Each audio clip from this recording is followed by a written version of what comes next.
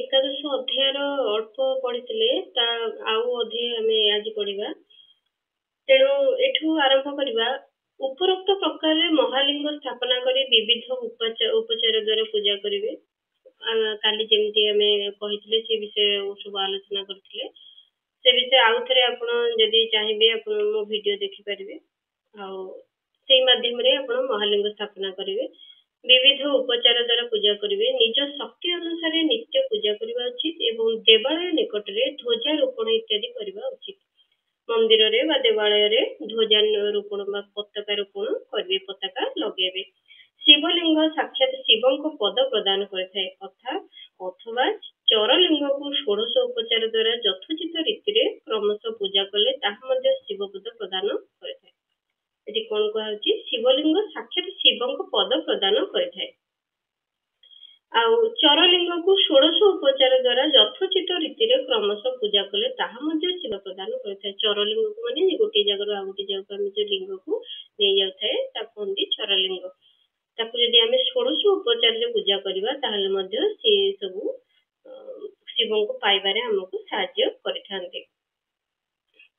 ଆବାହନ, ଆସନ, ଅର୍ଘ୍ୟ, ପାଦ୍ୟ, ପାଦ୍ୟାଙ୍ଗ, ଆଚମନ, ଅଭ୍ୟଙ୍ଗ ସ୍ନାନ, ବସ୍ତ୍ର ଓ ଉପବିତ, ଗନ୍ଧ, ପୁଷ୍ପ, ଧୂପ, ଦୀପ, ନୈବେଦ୍ୟ, ତାମ୍ବୁଳ ଅର୍ପଣ, ନିରାଜନ, ନମସ୍କାର ଓ ବିସର୍ଜନ, ଏହା ହେଲା ଷୋଡଶ ଉପଚାର। ଷୋଡଶ ଅର୍ଥ 16 ପ୍ରକାର ଉପଚାର ଦେଇ ପୂଜା ହବ। କଣ କଣ ସେ? ଆବାହନ, ତାଙ୍କୁ ଡାକିବେ। ଆସନ ପକେଇକି ବସେଇବେ। ଅର୍ଘ୍ୟ, ତାଙ୍କୁ ଆଳତି କରିବେ।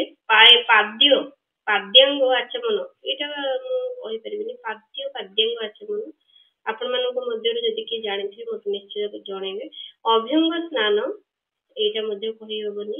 ସ୍ନାନ ବୋଲି ମୁଁ ଜାଣିଛି, ତାଙ୍କୁ ସ୍ନାନ କରାଇବେ। ବସ୍ତ୍ର, ଉପବିତ, ପଇତା ଦେବେ ବା ବସ୍ତ୍ର ଆଉ ଉପବିତ ଧରେଇବେ। ଗନ୍ଧ, ପୁଷ୍ପ, ଧୂପ, ଦୀପ, ନୈବେଦ୍ୟ, ତାଙ୍କୁ ସଜେଇବେ। ଧୂପ, ଦୀପ, ଭୋଗ ଇତ୍ୟାଦିରେ ତାଙ୍କୁ ଆପ୍ୟାୟିତ କରିବେ। ତାମ୍ବୁଳ ଅର୍ପଣ ଅର୍ଥାତ୍ ପାନ ତାଙ୍କୁ ଦେବେ। ନିରାଜନ, ନମସ୍କାର, ବିସର୍ଜନ, ତାଙ୍କୁ ପ୍ରାର୍ଥନା କରିବେ, ନମସ୍କାର କରିବେ ଆଉ ବିସର୍ଜନ କରିବେ। ଇଏ ହଉଛି ଷୋଡଶ ଉପଚାର। ଏଇ ଦ୍ୱାରା ଠାକୁରଙ୍କୁ ଆବାହନ କରିପାରିବେ। ଅଥବା ଅର୍ଘ୍ୟ ଠାରୁ ଆରମ୍ଭ କରି ନୈବେଦ୍ୟ ପର୍ଯ୍ୟନ୍ତ ବିଧିବତ ପୂଜା କରିବେ।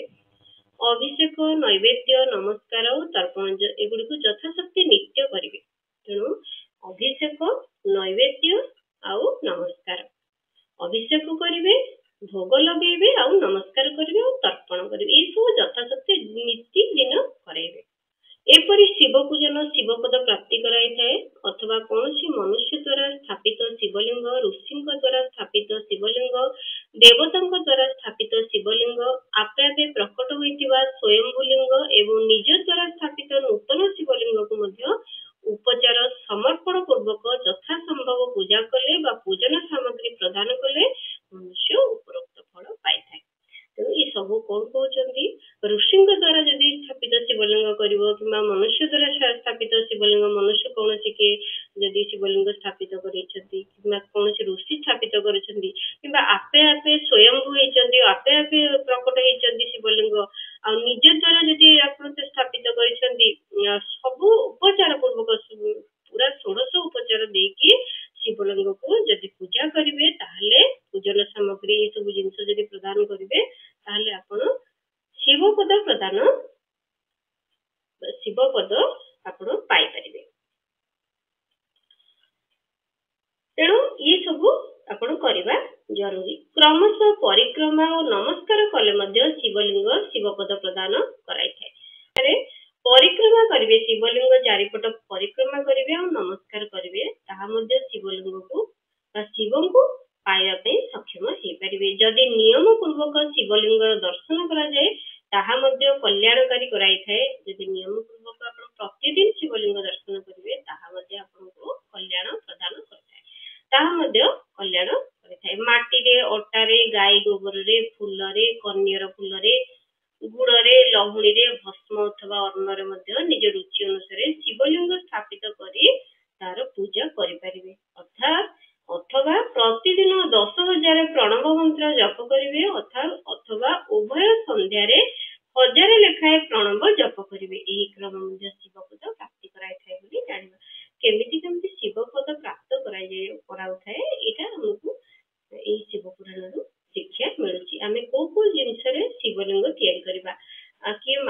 करि परिबे कि अटारे करि परिबे गाई गोबर रे कि करि परिबे फूल रे करि परिबे कन्यर फूल रे करिवे कन्यर फूल महादेवଙ୍କର अति प्रिय आ गुड़ रे करि परिबे लहुड़ी रे करि परिबे भस्म अथवा अन्न रे मध्ये निज रुचि अनुसार शिवलिंग करि परिबे ए सब करिवे आ प्रतिदिन 10,000 प्रणव मंत्र पाठ करिकी तांकर पूजा करिवे जदि ए सब पाठ करी पूजा करिवे 10,000 उभय संध्या रे 1000 लेखाए प्रणव मंत्र जप करिवे अथवा उभय संध्या रे 1000 लेखाए प्रणव जप करिवे एही क्रम जदि आपण नित्य नमित जारी रखन्ति ताहाले मध्ये आपनको शिवଙ୍କର प्राप्ति हेइथाय जप काल रे मकरांतरे प्रणव उच्चारण मन को शुद्ध करथाय जप काल रे अर्थात जेतेबेले मंत्र जप करूछन्ति मकारांतरे प्रणव उच्चारण मन को शुद्ध करथाय मकारांतर अर्थ मते एटा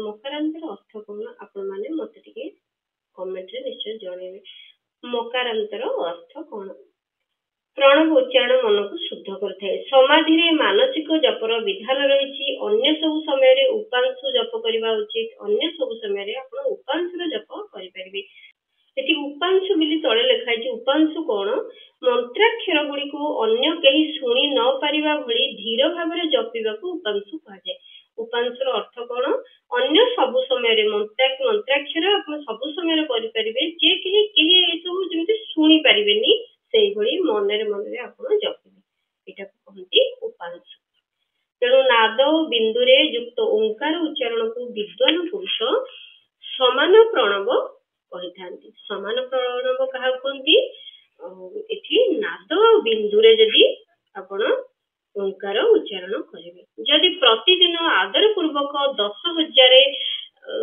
पंचाक्षर मंत्र जप करा जाए अथवा उभय संध्या रे 1000 लेखाए जप करा जाए तेबे ताहाकु शिवपद प्राप्ति कारक बोली बुझिबा उचित जदि प्रतिदिन आदर पूर्वक 10,000 पंचाक्षर मंत्र जप करा जाए 10,000 पंचाक्षर मंत्र अर्थात ओम नमः शिवाय ए मंत्र जदि 10,000 मंत्र जप करिवे उभय संध्या रे 1000 जप करिवे ताले आपनको शिवपद प्राप्ति हुए ब्राह्मण को पई आरंभ रे प्रणव युक्त करी पंचाक्षर मंत्र जपिबा उत्तम ब्राह्मण को पई आरंभ रे ब्राह्मण माने जो माने से माने आरंभ रे कोन करिवे प्रणव युक्त करी पंचाक्षर मंत्र जपिबा करिबा उचित कलश द्वारा करा जायतिबा स्नान मंत्र दीक्षा मातृकान्यास सत्यपुत अर्थ होची जहांको अंतःकरण सत्य बल रे पवित्र सत्यपुत अर्थ कोन जहार अंतःकरण जहार भीतर सफा परिष्कार व सत्य मन भीतर कोनसी मलिनता नाही ताको कहंती सत्यपुत ब्राह्मण तथा ज्ञानी गुरु ये समस्त उत्तम बोली धरा जायछि उत्तम किए कलश द्वारा करा जायतिबा स्नान जे कलश द्वारा जेटा स्नान हेछि आ मंत्र दीक्षा द्वारा जायछि मातृकान्यास करा जायछि सत्यपुत हेछि ब्राह्मण तथा ज्ञानी गुरु ये समस्त उत्तम बोली धरा जायछि दुईजनक पई नमः शिवाय उच्चारण करिवार विधान रहिछि दुईज अर्थात ब्राह्मण को पई नमः शिवाय उच्चारण करि परिबे दुईज तरंग पई शेषरे नमः जोड़ीबार विधि अछि दुईज मानकर दुईज तरर अर्थ मध्ये मते आपण माने कहिबे जो माने मोर किछ अर्थ आपन को जणा अछि ताले दुईज तरर अर्थ मते जणाइबे से माने शेषरे नमः जोड़ीबार विधि अछि अर्थात से माने शिवाय नमः उच्चारण करिवे नारी मानक पई केउठी विधि पूर्वक निम्नोक्त उच्चारण करिवार विधि अछि अर्थात से माने मध्ये शिवाय नमः जपिवे नारी माने मध्ये शिवाय नमः जप करि परिबे आउ सेठी से माने ओम लगेबेनी नारी माने अछंती से नारी मानक पई ओम लगेबेनी से माने केवल शिवाय नमः जप करिवे आ ब्राह्मण माने मध्ये शिवाय नमः जप करि परिबे आ केतक ऋषि ब्राह्मणी मानक पई नमः पूर्वक शिवाय जपिबा को अनुमति दैछन केतक ऋषि ब्राह्मणीकर पई एते जण ऋषि माने जे ब्राह्मणी ऋषि अछंती से माने नमः पूर्वक शिवाय माने नमः शिवाय जपिबा पई अनुमति दियति अर्थात से माने नमः शिवाय जपिबे पंचाक्षर मंत्र को 5 कोटी जपी मनुष्य भगवान सदाशिवଙ୍କ समान होई जाय पंचाक्षर को मंत्र को यदि 5 कोटी थर जपा जाए ताले भगवान शिवଙ୍କ समान मनुष्य हो जाए भगवान 1 कोटी 2 कोटी 3 कोटी बा 4 कोटी जप कले यथाक्रमे ब्रह्मा विष्णु रुद्र महेश्वर पद प्राप्त हुए। तेणु जदि आप 1 कोटी जपिबे किए 2 कोटी जपिबे कि 3 कोटी कि 4 कोटी जपिबे ताहले से ब्रह्मा विष्णु रुद्र महेश्वर पद प्राप्त होता है।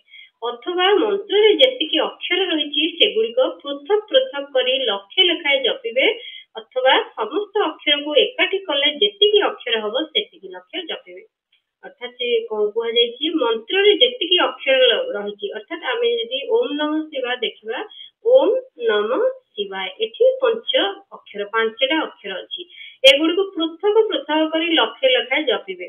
जेतोटी अक्षर रही सेगुड़ी पृथक पृथक करी लक्षे लेखाए जपिबे तथा समस्त अक्षर को एकाठी कले जेतिकी अक्षर हबो सेतिकी लक्ष्य जपिबे ताहले मध्य से माने शिवपद प्राप्ति हेई परिबे। अक्षर अर्थात ओम एमतिका ओम ओ कहले ओम ओ आ म मिसिकरी हला ओम। तेणु आपण ओ थरे जप करिवे आ ओ लक्ष्य जप करिवे म लक्ष्य जप करिवे। तापरे कहि पृथक पृथक करी से जेतोटी अक्षर अछि सेगुडी को पृथक पृथक करी जप करिवे। मंत्र जेतोटी नमः शिवाय न गोटे 1 लक्ष जपिबे म 1 लक्ष जपिबे एमती करिकि सब गुडी को एकाठी करिकि लक्ष्य पुणी जपिबे। समस्त अक्षर को एकाठी कले सेतिकी जे एकाठी कले जेतिकी अक्षर हबो सेतिकी लक्ष्य जदि जपिबे ताहले मध्य आपनको शिवपद प्राप्ति हेई परिबो।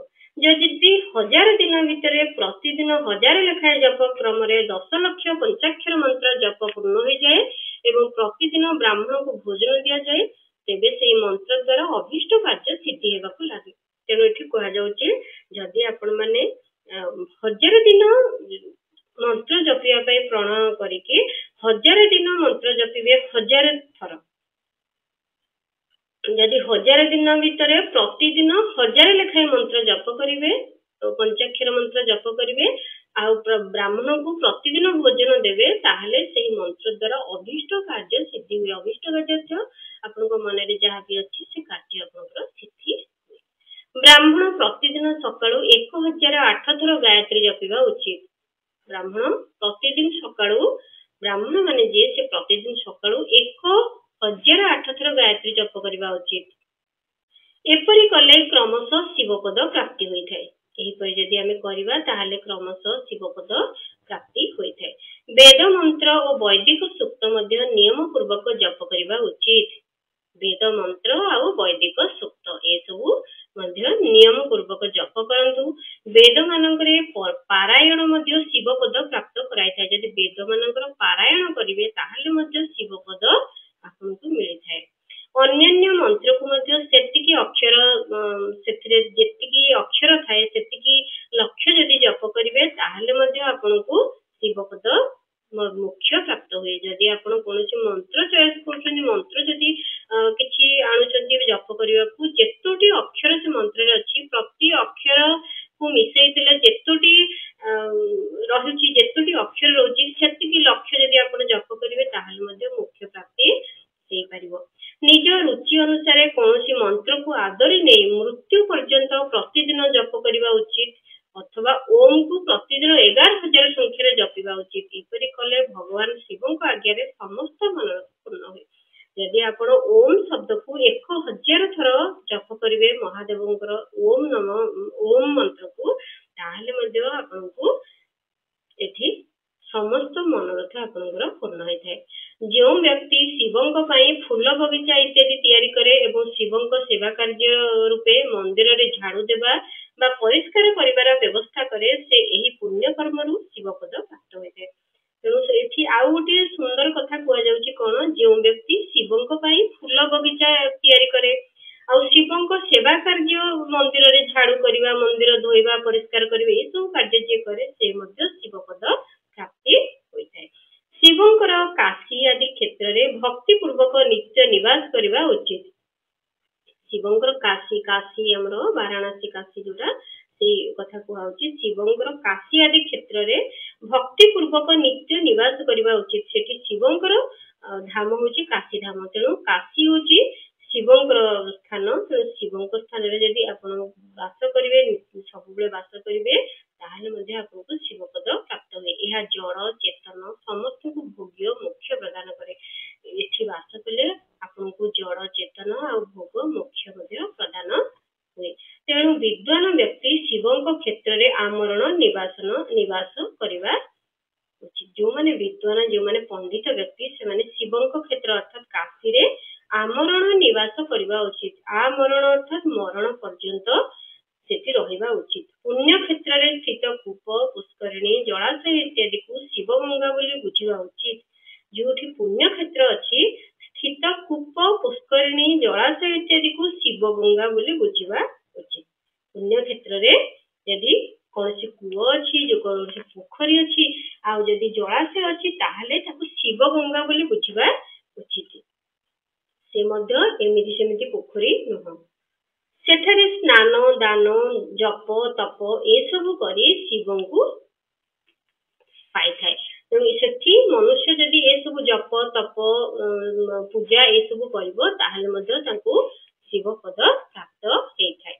तेणु मृत्यु पर्यंत शिवं क्षेत्र रे आश्रय नेबा उचित। तेणु मृत्यु पर्यंत आपन को मृत्यु आसिया पर्यंत जदि आपन शिव क्षेत्र रे रहंती तांकर भजन कीर्तन करंती ताहले मध्य आपन को मोक्ष मिल थाए। जे शिव क्षेत्र रे निजर कोनसी मृत संपर्कियंकर दाह दशाह मासिक श्राद्ध सप्तमीकरण बा वार्षिक श्राद्ध करे अथवा केबे शिव क्षेत्र रे निजर पितृपुरुषों को पिंडदान करे से तत्क्षणात सब मोक्षरु मुक्त हो जाए। एटी कोन कहछि जे शिव क्षेत्र रे जोठी शिव अछंती शिवंकर मेन जे स्थान जोठी शिवंकर रहिबा स्थान जे शिवंक क्षेत्र सेठी जदि कौनसी मृत लोकर संपर्कीय मानकर श्राद्ध करिबा मासिक श्राद्ध करिबा आउ सपिंडीकरण श्राद्ध करिबा वार्षिक श्राद्ध करिबा किबा शिव क्षेत्र रे जदि पितृपुरुषों को पिंडदान करिबा ताले ये सब जिनस से तत्क्षणात सब पापरु तांकर मुक्ति हुए एवं शेषरे शिवपद पद प्राप्त हुए। शेषरे तांको शिवपद मिल थाए।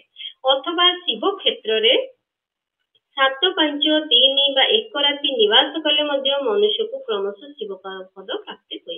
ताले शिव क्षेत्र रे जोठी शिव अछंती सेठी जदी 7 दिन किबा 5 दिन किबा गोटे राति भी हो कि 3 राति हो कि किछि नल जदी आपण गोटे राति भी रहिबे ताले मध्य आपण को शिव पद प्राप्ति हुए। ये मोर कहबा अनुसार नुह ए होची शिव पुराण मतरे। जगत रे निज निज वर्ण अनुरूप सदाचार पालन कले मध्य मनुष्य शिव पद लाभ करे। जगत रे निज निज वर्ण अनुरूप सदाचार पालन करे। निज वर्ण माने निजर वर्ण जहा अर्थात ब्राह्मण क्षत्रिय वैश्य शूद्र होची हमर चारोटी वर्ण। ई चारोटी वर्ण रे जहार जेउ कार्य जहार जेउ प्रकार धर्म जहार जेउ प्रकार कर्तव्य सदाचार जहार थाए से जदि सेही भाबरे पालन करिवो ताहले मध्य तांको शिव पद प्राप्त हे परिवो। से वर्णानुकूल आचरण द्वारा तथा भक्ति भाव द्वारा निज सहकर्मर अतिशय फल प्राप्त हुए। से वर्णानुकूल आचरण द्वारा अतिशय आचरण द्वारा तथा भक्ति भाव द्वारा निजर अतिशय सकर्मर फल प्राप्त हुए। कामना पूर्वक करा जायतिबा कर्मर अभिष्ट फल को से खूब शीघ्र प्राप्त हुए। कामना पूर्वक करा जायतिबा कर्मर अभिष्ट फल को जोटा कामना करायछि आपन को मन रे कोन छोटी जिंस अछि कामना अछि से ताकू जदी आपन मन भीतर रखी एई सब कर्म करिवे ताहाले मध्ये आपन को शीघ्र प्राप्त हुए। ताहाले से कर्म आपन को शीघ्र प्राप्त हुए। से अभिष्ट फल आपन शीघ्र पांती। निष्काम भावरे करा जाउथवा समस्त कर्म तो साक्षात शिवपद प्रदान करिଥାଏ। समस्त करते निष्काम भाव जोटा मन रे कौनसी विकार न थाए कि जदि आपण शिवंकर काम किछि करबे और निजर कर्म करिवे निज आचरण को ठीक रखिबे ताहाले मध्ये आपण को शिवपद प्राप्ति हेइ थाए। दिनर 3टी विभाग अछि जेमिति प्रातः मध्याह्न और सायाह्न। प्रातः तो बुझुचंती सकाळ मध्याह्न तो बुझुचंती दुईपहर और सायाह्न अर्थ होछि संध्या बेला। ये 3 काल रे क्रमशः गोटिए गोटिए प्रकार कर्म संपादन करा जाय। गोटिए गोटिए काम इति संपादन करा जाय। प्रातः काल रे शास्त्र विहित होई नित्य कर्म अनुष्ठान पाई मध्याह्न काल सकाम कर्म पाई एवं सायं काल शांति कर्म पाई उपयुक्त बोली जानना उचित। ताले सेठी कोन कहछि दिन रे 3टी विभाग अछि। गोटी हेला प्रातः गोटी मध्याह्न आ गोटी हेला सायाह्न सकाळ दुईपहर और संध्या। ये 3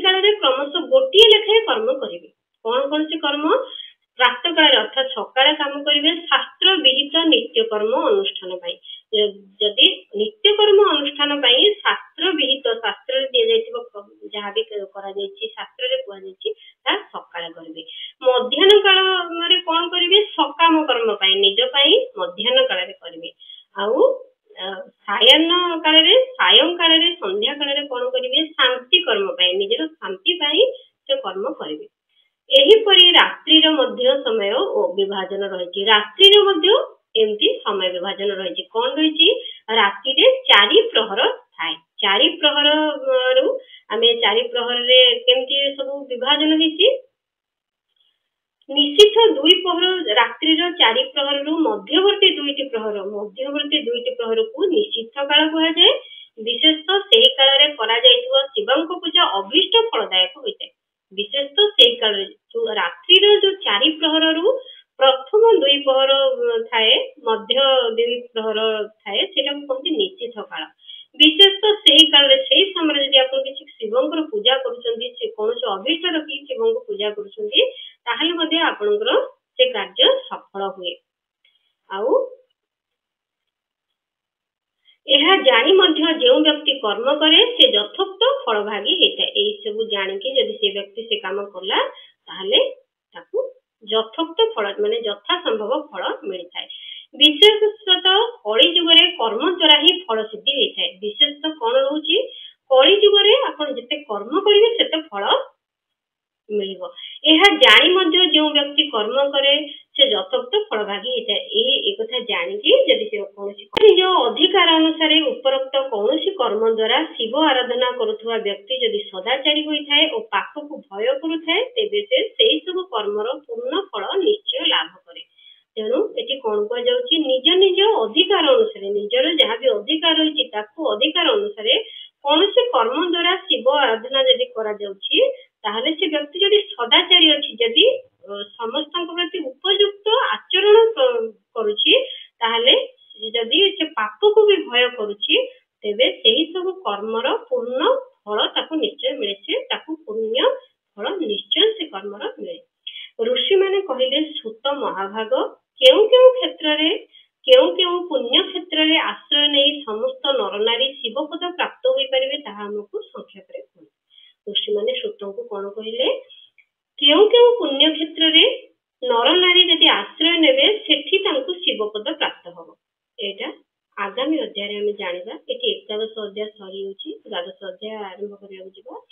12ଶ ଅଧ୍ୟାୟରେ ଆମେ ପଢିବା ଯେ ମୋକ୍ଷଦାୟକ ପୁଣ୍ୟ କ୍ଷେତ୍ର ମାନଙ୍କର ବର୍ଣ୍ଣନା, କାଳ ବିଶେଷରେ ବିଭିନ୍ନ ନଦୀ ମାନଙ୍କ ଜଳରେ ସ୍ନାନ କରିବାର ଉତ୍ତମ ଫଳ ତଥା ତୀର୍ଥ କ୍ଷେତ୍ରରେ ପାପରୁ ଦୂରେଇ ରହିବାକୁ ଚେତାବନୀ। ଏସବୁ ଆମେ 12ଶ ଅଧ୍ୟାୟରେ ପଢିବା। ତେଣୁ ଯଦି ଏ ପର୍ଯ୍ୟନ୍ତ ମୋ ଭିଡିଓ ଆପଣଙ୍କୁ ଭଲ ଲାଗିଥାଏ, ତାହେଲେ ଭିଡିଓକୁ ନିଶ୍ଚୟ ଗୋଟେ ଲାଇକ୍ କରନ୍ତୁ। ଆପଣଙ୍କର ଲାଇକ୍ ମୋ ମନରେ ମଧ୍ୟ କନଫିଡେନ୍ସ ବଢେଇବ ଯେ ମୁଁ ଆପଣଙ୍କୁ ଆଉ ସୁନ୍ଦର ଭାବେ ବୁଝେଇ ପାରିବି, ଆଉ ସୁନ୍ଦର ଭାବେ ଆପଣଙ୍କୁ ଉପସ୍ଥାପନ କରିପାରିବି ଏ ପୁରାଣକୁ। ଯଦି ଆପଣ ୟାକୁ ପଢିବା ପାଇଁ, ଆପଣ ଯଦି ଶୁଣିବା ପାଇଁ ଆଗ୍ରହୀ ହଉଛନ୍ତି, ଆଉ କୌଣସି ପୁରାଣ ଶୁଣିବା ପାଇଁ ଯଦି ଆଗ୍ରହୀ, ତାହେଲେ ମତେ ନିଶ୍ଚୟ କମେଣ୍ଟରେ ଲେଖିକି ଦେବେ ଆପଣଙ୍କୁ ଭିଡିଓ କେମିତି ଲାଗୁଛି। ଭିଡିଓକୁ ଲାଇକ୍ କରନ୍ତୁ, ଚ୍ୟାନେଲକୁ ସବସ୍କ୍ରାଇବ କରନ୍ତୁ। ତେବେ ଆସନ୍ତାକାଲି ଆଉ